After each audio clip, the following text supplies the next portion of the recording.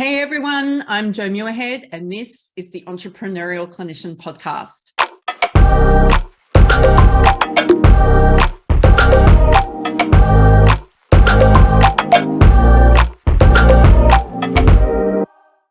So welcome back to yet another episode of the Entrepreneurial Clinician Podcast, where we are talking about future-proofing health professionals using entrepreneurial skills and knowledge so that we can become the significant difference that the world needs from us.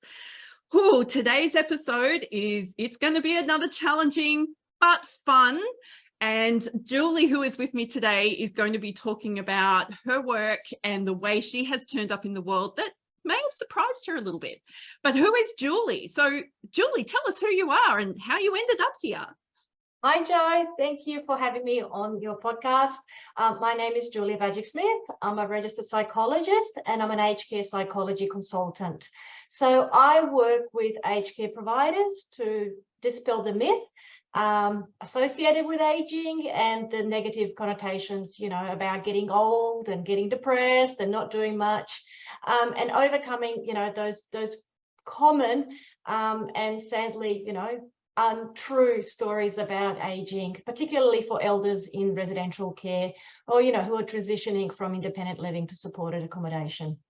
Wow. That's me.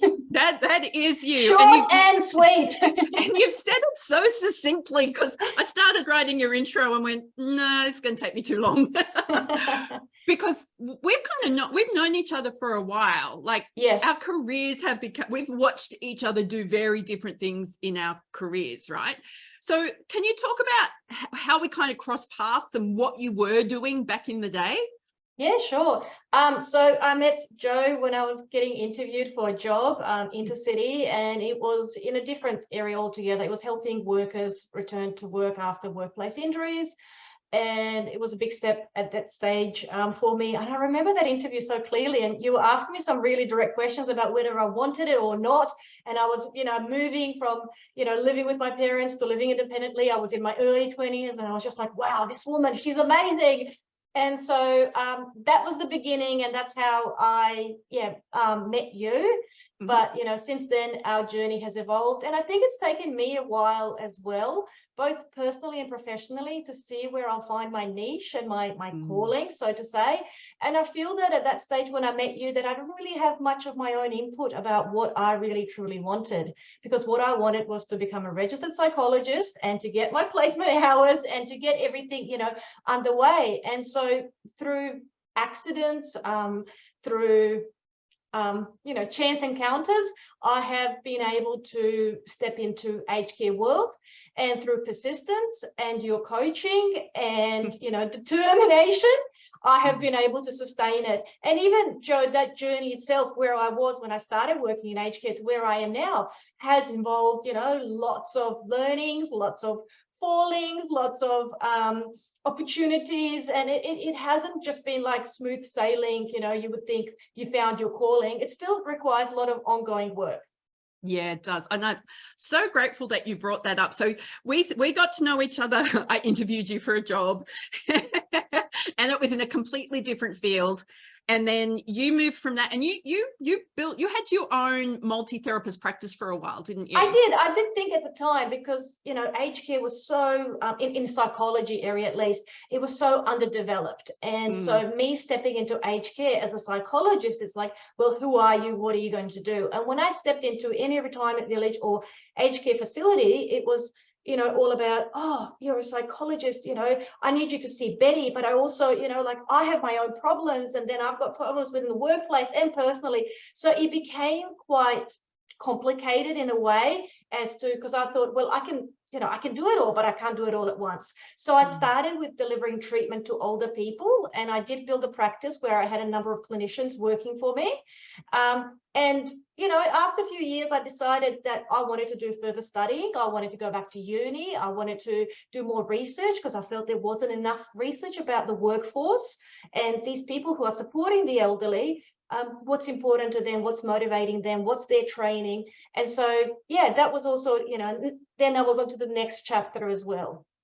So you actually made the choice to let go of your multi-clinician practice. Yes. And just bring everything back to, because you actually went and decided to do a PhD. High five to you, because I am not an academic. So you actually went, I don't want to be managing people. I can make a different impact over here. Was that part of your thought process? Yeah, I think it was part of my thought process. I wanted to make a lasting legacy, and I felt that focusing so much on just that support and intervention for elderly people at late stages of their life was not necessarily, was part of what I wanted to do, but I wanted to do something a little bit more different. And I feel that supporting the workforce has more of that lasting legacy because they can support clients today, tomorrow, and into the future.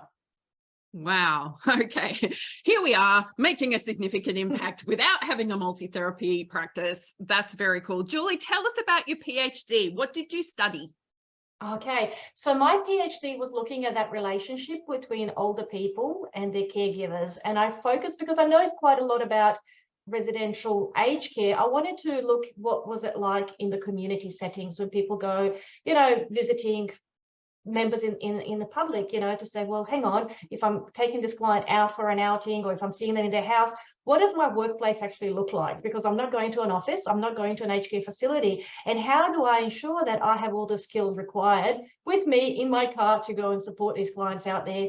So I was looking at this concept, Joe, called emotional contagion.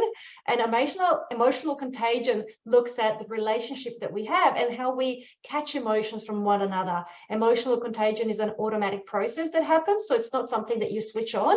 But obviously, like if you see someone, who's sad, it can make you sad. And if you see someone happy, it can lift you up, even if you're not feeling so great. And so what my research found was that this bidirectional emotional contagion had long impact on the elders as well as the workforce. So if you have someone who's, lonely and isolated and pretty low, workers were less likely to want to engage with those people who are very low on an ongoing basis. They would say, oh, don't send me there, that person is so low.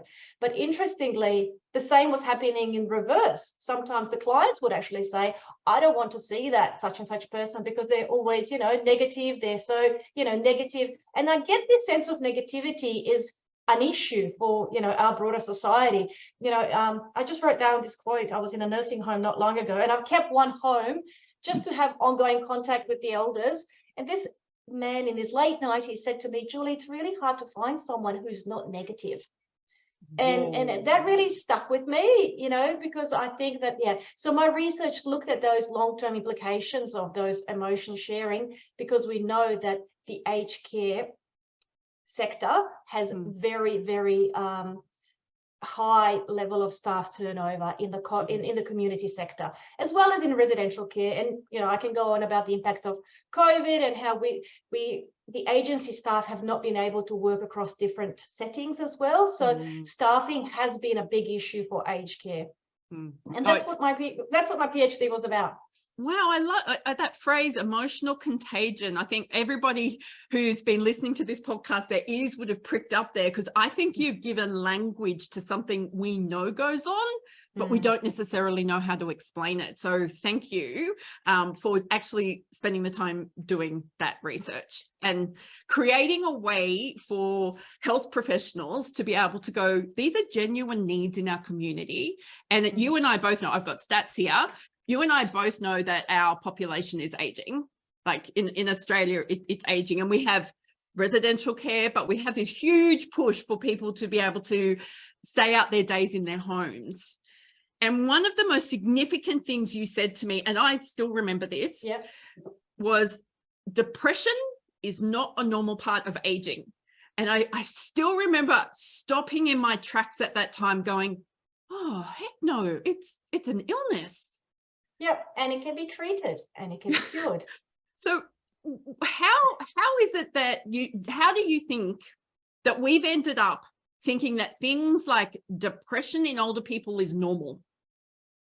I think there's so many elements that, have resulted in that that belief, becoming so common. And I think, it is to do with older population being least likely age group to access mental health support. There's a lot of stigma associated with ageism, with, that, you just get on with it. You don't seek support. Soldiers coming back from World War II, not seeking help and support, and, coping in their own, perhaps unhelpful ways with, post-traumatic stress disorder, with trauma, turning to alcohol, turning to, other coping mechanisms. And I think that, we haven't really built a society for that age group where accessing and help and support is actually okay. And so we've got a bit of that. We also have lack of understanding about aging. And, we know, yes, when people have chronic illnesses, and not many people do, like a lot of older people, they're not automatically eligible to move into a nursing home, Joe. They have to meet a criteria for their health. And we know that dementia is such a big part of, chronic illnesses in older people. And so when we combine all that, I think sometimes, it's just assumed that, when people get older, they'll have memory problems, they'll have emotional changes, that all these factors will go on. And I'm not sure how much of research you've done about aging in Australia, but it's important to note that only 5% of people actually end up in residential aged care. Most live independently, most, remain living out in the community. So it is the 5% that are in residential aged care where we think, wow, the prevalence of depression is 1 in 2. That is very, very high. When you compare with general population, which is only about 20%. Okay. Oh, is that a bit of a surprise? Okay, let's push some buttons. Oh, wow. Okay, so I have got some stats here, and I did do some research because I know that you've done a PhD, and this is me trying to impress you. Oh yeah, go ahead.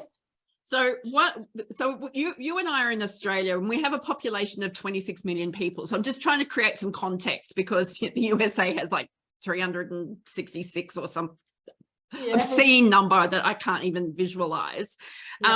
So what we know is that the rate of disability for people over the age of 65 is increasing. We also know that the numbers of people living longer than 65 is increasing. They're being forced out of the workforce for whatever reason. They're being asked to relinquish themselves from the workforce when they really do have quite a lot to contribute to. But we've got this bizarre imbalance happening here in Australia where we actually don't have enough people in the workforce earning the money to pay the taxes to support the people who need the long-term care, right? That's a really big social problem for us, which is we've got women. I think the highest rates of homelessness are older women. Like those people at risk of homelessness in Australia are women. And the chronic condition piece. But when you say to me that only 5% of older Australians are living in residential care, I'm like, how are the people in the community actually getting the support that they need? They're not necessarily getting support. A lot of them are on wait lists. They might have a package available, but there's no service provider based on where they're located. And you have to remember that, Australia is a massive continent, and we have a lot of people living regionally. We're having a lot of people who are not in the cities, and, people when they retire, they want to change in their lifestyle. And, COVID has also encouraged more people to leave big cities. So we have a lot of people who are very isolated. And I have received emails from some really isolated, lonely, older members of our community saying, I would love to have a support group in my local community. I would love to connect. I'm so lonely. And this is coming from, people who are very educated, retired GPs, retired professionals who are just out there on their own, not getting any help or support for their physical or emotional needs. Wow. So we automatically think telehealth's the answer, but this is a population where telehealth or video conferencing is not the answer. You're shaking your head. No, and when you have sensory impairments, when you can't hear properly, you can't see properly and all that. So it makes it really hard to connect with a health professional. And then also, if they're a little bit worried about where that information is going to go, who's there on the other line, there's a lot to consider there as well. So outreach work is the way, but then if you don't have enough, workers, that becomes a problem. And sadly, some of them turn to Facebook and put ads there, looking for carer, looking for that. And I just spoke with one lady in Queensland not long ago, and she just said, she's got Parkinson's disease, and she said, oh my goodness, Julie, it's so, I'm so scared when they put me in a shower, because I don't think that they know what they're doing, because they applied for a job because they want money, but they don't have skills to do what I need. And so with this lady, she really wanted to avoid going into residential aged care. She has a loving, supporting husband, but they're both aging, and it was becoming difficult for him as well to look after her. And so we have, workforce is a huge, huge issue, and a huge, barrier to a lot of people getting support that they need to remain living independent as long as possible. And just one little side note, and I know that, this interview is not going to go all day. We could chat all day, but I think it's also, important to note that as soon as we notice those little warning signs that someone is not doing okay, or that they need help and support, it's better to support them sooner rather than put it off when they become, more requiring high level of support needs. And, over the years, I've seen a lot of people in residential aged care, and they get to this stage. And this is another very important term that I don't know if you've heard from other health professionals, but with older populations where they don't have say about where they live, about the care that they receive, about the medication that they're having, about will they be having pureed food, or will they be having soft food or normal diet. What is one thing that they can still control is whether they eat, whether they get out of bed. And so when people actually engage in this stage, called intentional self-neglect, we get to this stage where they're not going to get better. They're not, and they will become harder and more difficult to support. And so, that's not necessarily a cause of aging, right? No. Right. So we don't just go, oh, she's reached the stage of intentional self-neglect. Okay, we know what to do here. It's like, what we should be saying is, holy crap, how did we let that happen? That's right. That's right. Yeah. And when someone engages in intentional self-neglect, it's really hard to support them. I've seen people in residential care who are bedbound, not because of their physical disabilities, but more so because of their mental state. Oh, wow. Okay. So this might be a challenging question. Why do you think there is such a lack of health professionals, allied health professionals, particularly allied health professionals in private practice in Australia, who aren't doing this work? They don't know where to start. So where do they start, Julie? They need to look at with their, within their profession, about interest groups, about aging. They need to look at how they can connect with others. They can. I'm happy, for them to connect with me as well. But I think that you need to start exploring if this is the work that you want to do, and if this is the work that you want to do, what that might look like. We're just going to stop now for Jen because I just need to cough. Is that okay? And just just 1 second. Yep.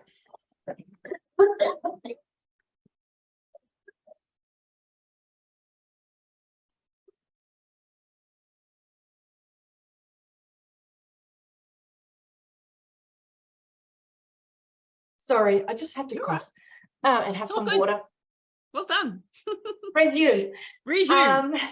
And so we need to start exploring why are we interested about aging, and how do we envisage this would fit into our private practice?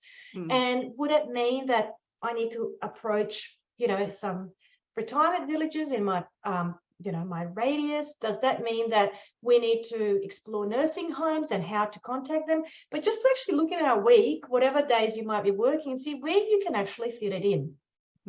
And I think that, we need to think about all the factors, associated then with your fees, with your location, with your service agreement, but you need to make a start somewhere. And I think that people sometimes just feel overwhelmed, Joe, not knowing how to do it. Yeah. And the wrong thing to do is to just assume that older people are going to come to your front door into your private practice, because they... Oh yeah, please don't assume that. They're not. Please don't assume that. I remember doing a consult with a beautiful lady, clinical psychologist here in Australia, who really wanted to focus on working with older people with mental health, and her rooms were up 2 flights of stairs. Yeah. And I went, I'm sorry, honey, this isn't gonna work. Yeah. And just did not comprehend that amount of stairs was going to be inappropriate for this population. Like there was no lift. Yeah. No lift. Yeah. That is a huge issue. And, you know, I think that also, for older people who might not be driving anymore, it's about how will they get there? Will they use public transport? Will they drive? Will they have a taxi? All these additional costs as well. And sometimes it's, you know, it just seems too hard and too difficult to actually access service.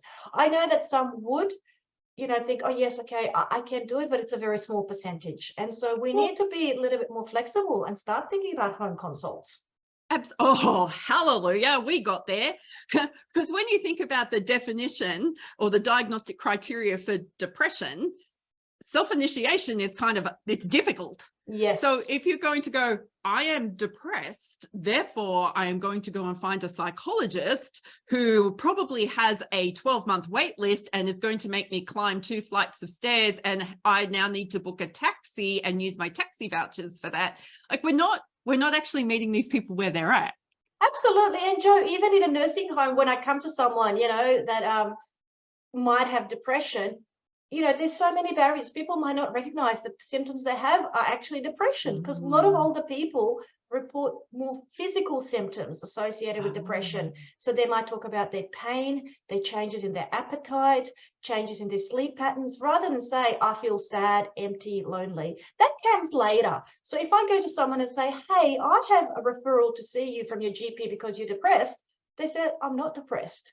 And you can do a geriatric depression inventory, and they'll score 0. Until they actually get to know you and trust you, will they actually open up and give you any insight into what is going on for them. So there's a huge barrier with, you know, who is detecting the symptoms? Does the person have depression? Is it dementia, depression, delirium? How long the symptoms have been there? Is it maybe just their personality that they're quiet, or do they have depression in first place? And then actually accessing the service. But it is so worth it, because once you start delivering therapy to an older person, they respond to it as well as younger counterparts. Cognitive behavioral therapy for older people is same as for younger people, and people do get better. And I have seen people in residential aged care who've been so isolated, withdrawn, improve their outcomes. They become more social, more engaged, they engage in activities, they engage in physical programs, they make friendships. And so the last years of their lives are fulfilled, and they have, you know, overall better engagement, which is great. You know, they don't come just to nursing home to wait to die. They have this new stage in their life that they never envisaged before. That's wonderful, because if we had a younger person, so somebody under the age of 65 who turned up, who was socially isolated, had significant changes in their appetite, with some, you know, memory problems, self-initiation problems, was constantly late or changing or cancelling appointments, that was a younger person, we'd be right in there. Absolutely. We would be right in there. But what I'm hearing from you is, for a person who's older, who is self-reporting physical symptoms, again, because we know this generation didn't seek mental health support, and they still don't know how to ask for it. Okay. So I can imagine all these physiotherapists or occupational therapists, or maybe even a speech pathologist, being called in to assess these physical symptoms. So they're probably getting, and then, so we need to be empowering those other disciplines to start going, it's okay to talk about dementia. It's okay to talk about feelings. It's okay to talk about how feelings relate to body pain. And giving that psychoeducation and giving them that element, because the bottom line is if your client feels well, it is easier to support them. And then the workers have a better day at their workplace, and they're more likely to go, yes, I'm going to go back to work tomorrow, because they can actually have fun. So what I've started doing is I run wellness adventure group programs in a number of nursing homes. I license it out to aged care providers, and I train staff in how to run it with their residents. So they're not delivering psychology or psychotherapy. It's a training program. Residents come, it's a set up room, they've got their name tags, they've got their pens, they've got, you know, their paper, and they learn about strategies to help them connect with one another, to reduce isolation. And workers report so much satisfaction out of running these programs, because they see the changes in their residents. And so residents say, wow, we feel like a part of family. Thank you. I've grown my confidence. I've grown my skill set. And, you know, you're never too old to learn a new, you know, skill and set a new dream. And so I've seen this massive shift from, oh, you know, Betty's isolated. She, you know, we got to go and give her a meal in her room, to actually getting her out, mixing with others. And it's not bingo. It's not, you know, knitting. It is something educational, and they thrive on it. We've got a waiting list across a number of homes now, waiting when is the next program going to start. Oh, Julie, I love, see, look at this for entrepreneurial thinking. It's like, we don't have enough people to do the work. So Julie's gone in and she's training residential care facility staff and those who go out into the community to say, these are the contributions you can make. So Julie, what I love about this is you've gone, I can't see all the people who need help. Yeah, I actually can't, but it's important to me to make sure that the people get the help. Yes. So your model is basically, I'm going to go in and consult to these facilities or these programs or where this funding is, so that the assistants in nursing or the recreational therapists or the OTs or whoever is involved, even the family, can learn some of these skills so that we can reduce the amount of mental illness that's happening. Or the risk of developing it. So we can support people as soon as they come in to do this preventative program that will help and set them up for a more successful placement in an, you know, aged care home. And I've been able to do it, Joe, with, you know, combining some of the lifestyle staff with allied health professionals, with also some chaplaincy staff as well. So it provides this holistic approach to mental health. And I really like the fact that we, you know, it is not just one person's responsibility to improve mental health outcomes in older people, but we're doing it collaboratively. And so at the moment, we've got the program running across a number of facilities, and it's going really well. And, you know, I'm visiting some of them to see how they're going. And I've got a couple of meetings, you know, set up for next week. And it's been much better way of delivering services in terms of, ensuring more coverage. So when I think about it, like, I've got hundreds of residents in aged care homes now who are doing the program, and staff who feel equipped to do it, because before they started doing the groups, they have been doing, you know, training with me, how to recognize if someone's depressed, how to recognize if someone has grief and loss, how to recognize what might be going. It is not to get the staff to then treat the people, but then identify where they can go and get that help and support. So a number of people who come and do the groups, they might be seeing a psychologist as well. You know, they might be seeing a mental health unit. They might, you know, be under supervision of their GP, but it's just about, antidepressants alone are not going to make, you know, all the difference. And if, for those of you listening to this podcast, if you have the opportunity, jump onto YouTube in time and see what's going on with the social media posting, because the smile on Julie's face as she just talked about the impact she was making is huge. Thank you. And I said to you, I don't feel great, but yes, I love my work. But I'm just watching you. Your smile was, it was like the love that you have for this work is palpable. And I'm just sitting here going, all right, that's it. I need to build something in my private practice. I need to actually find a way that we can actually go and support people living in their homes. And I've got some ideas about that, because you know, that's me. So you've written a book. Tell us about your book.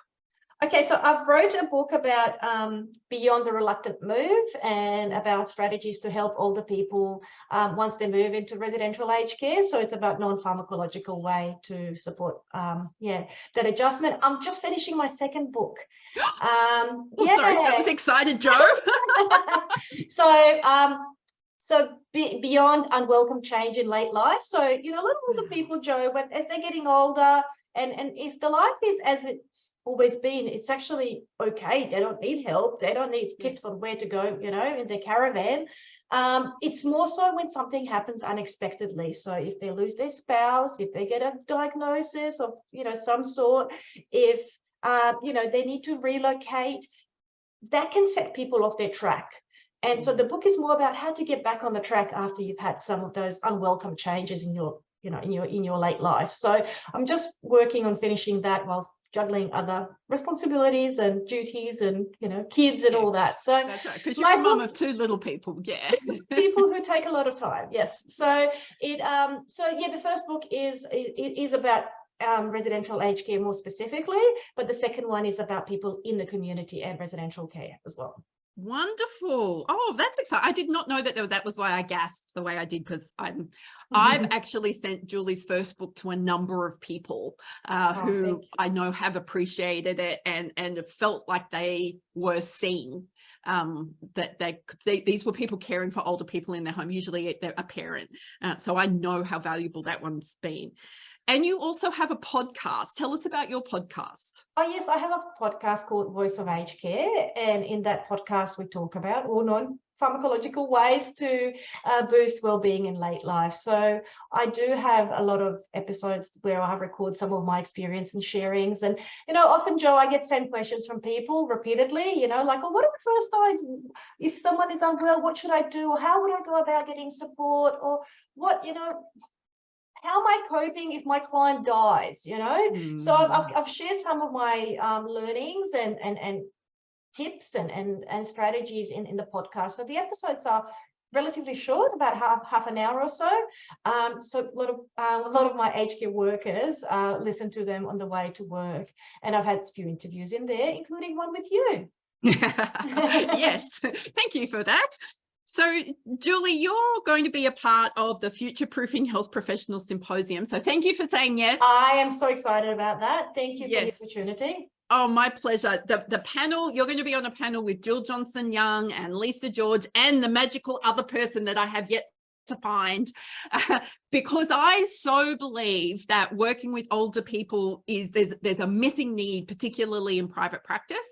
And we have the ability to actually go and do really great work, as you have demonstrated today. So I think for anybody who's going to come, or for all of you who are going to buy your ticket and come along to the symposium, you really want to be a part of the live conversation that Julie is having with the other panelists, because you'll be able to get your questions answered, but you'll see the energy. And if you think that working with older people is about depression and low mood, and you're going to come home feeling flat and awful and horrible and the work's too hard, when you meet these people and you see the joy that doing this work well brings them, you're going to want to be a part of that. So absolutely. Jill, I'm so excited. And Jill's got her her passion about grief. And I think that, just highlights that we can all focus on different areas. And I'm so excited that we all be able to contribute to something so important and needed for allied health professionals. Wonderful, Julie. Thank you so much. So if you would like to ask Julie questions, you can jump into the Future Proofing Health Professionals Facebook group. You can ask her a question. You can tag her in there. There'll be snippets of this interview in there. We'll put up the resources that Julie has talked about, her book, her soon-to-be-coming book, her podcast, and we are really looking forward to having more conversations with you, Julie, as the symposium gets closer. So thank you to everybody who has listened today. If you've got any questions, please make sure that you reach out to Julie, or you reach out to me, or you pop it in the Facebook group. And until next episode, go be your awesome self. Hey, Joe Muirhead here again. Thank you for watching this episode of The Entrepreneurial Clinician. It has been great to share guests, new information, and new ways of thinking with you. I trust that this episode today has inspired you and has helped you to reconnect to your sense of purpose as a health professional and a clinician. Before we move on, just want to remind you that these sessions, these episodes, are provided for educational purposes only. Nothing in these episodes is designed to be treatment specific or a specific recommendation about your health, your wellness, or your finances for your situation specifically. If you need assistance in any of these areas, please reach out to an appropriate professional for you to be able to access the help that you need. If you have enjoyed these episodes and would like to see more, please subscribe to the YouTube channel and make sure you leave me a comment below. And I look forward to bringing you more great, inspiring stories where I get to learn just as much as you do.